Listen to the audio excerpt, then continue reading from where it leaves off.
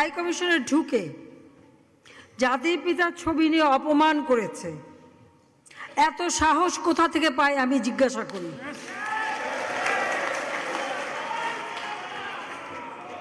আমি জানি না আমাদের হাই কমিশনে এখন কারা বসেছিল এবং তারা সেখানে কিছুই করতে পারলো না কেন, সেটাও বড় প্রশ্ন।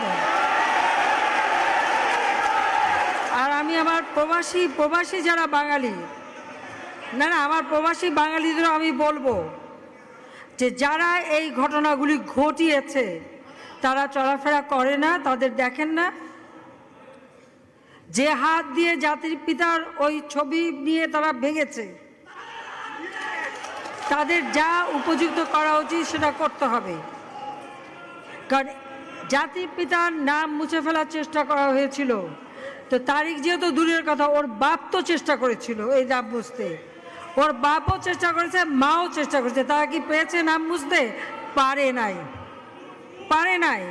ইতিহাস কখনো কেউ চাপা দিতে পারে না। আর জাতির পিতা তার 7 মার্চে ভাষণে বলে গেছে যে বাঙালিকে কেউ দাবায় রাখতে পারবে না, পারে নাই দাবায় রাখতে। তা আজকে এত বড় দুঃসাহস হয়ে যায়।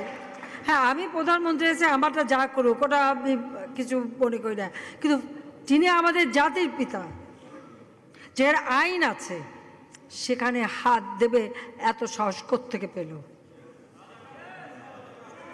তারেক যে ভুলে